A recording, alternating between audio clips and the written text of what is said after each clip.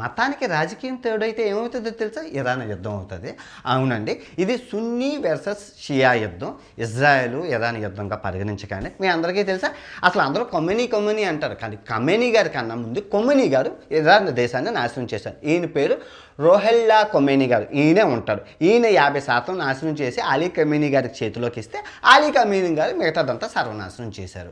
వస్తే మీరు అందరూ అనొచ్చు, మరి పాలస్తీనా యుద్ధం అయినప్పుడు మొత్తం ప్రపంచం అంతా ఫ్రీ పాలస్తీన్ అని నినాదాలు చేసింది. ఎందుకంటే ఒక ముస్లిం దేశాన్ని ఇజ్రాయెల్ దాడి చేసింది.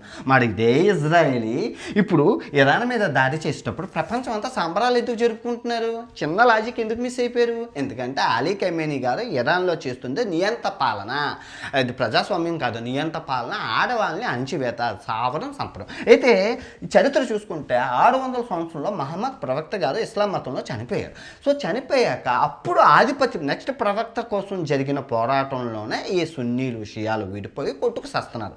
సో సున్నీల కేంద్రంగా సౌదీ అరేబియా, ఈ షియాలు ఈ ఇరాన్ ప్రాంతాన్ని ఆక్రమించి ఈ బెల్ట్ అంతా, ఈ బెల్ట్లో ఉన్న దేశాలు ఇటు సైడ్ అన్ని షియా దేశాలు, ఇటు సైడ్ ఉన్న సున్నీ దేశాల కింద కొట్టుకొని సచ్చి ఆ రోజుల్లోనే ఎన్నో ప్రాణాలని లేపేశారు. సో అర్థమైందా? వీళ్ళు సున్నీలు మీరు చూసుకుంటే మహమ్మద్ ప్రవక్త గారిని ఫాలో చేస్తారు. ఈ 15% ఉన్న షియాలు మహమ్మద్ ప్రవక్త గారి అల్లుడు అలీ గారిని ఫాలో చేస్తారు. ఈ సున్నీలు అభివృద్ధితో ఇటు సైడ్ దుబాయ్, బహ్రెయిన్, ఖతారు ఈ అన్నిటి బూల్జారాలు పెద్ద పెద్ద బిల్డింగులు పెద్దవన్నీ కడుతుంటే ఇటు సైడ్ బ్యాచ్ ఈ షియాలు మటుకు ఉగ్రవాద సంస్థలైన హిజ్బుల్లా, హమాస్, హౌతీలు, తర్వాత ఫతేమియా, ఇంకా చూసుకుంటే ఇంకొక చాంతాడంత ఇస్తుంది ఉగ్రవాదులను పెంచి పోషించారు.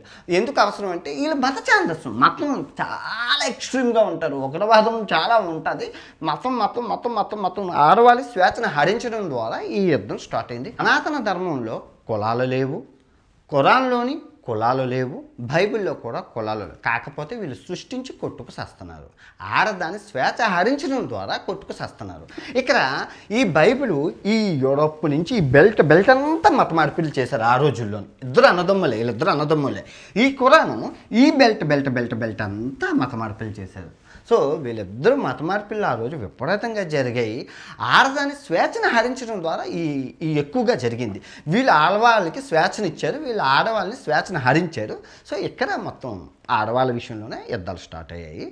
మన భారతదేశం కూడా కులం మతం మత్తులో ఉందా అంటే ఫుల్ వీడియోలో చెప్పాను. ఇక్కడ నేను చెప్పడం బాగోదు, ఫుల్ వీడియోలో చూడండి. ఫుల్ వీడియోలో మొత్తం చరిత్ర అంతా ఈరోజు సాటర్డే మొత్తం ప్రపంచం యొక్క చరిత్ర సింగిల్ షాట్లోనే సింగిల్ వీడియోలో కొట్టేశాను. వెళ్ళి చూడండి, చాలా మజా వస్తుంది.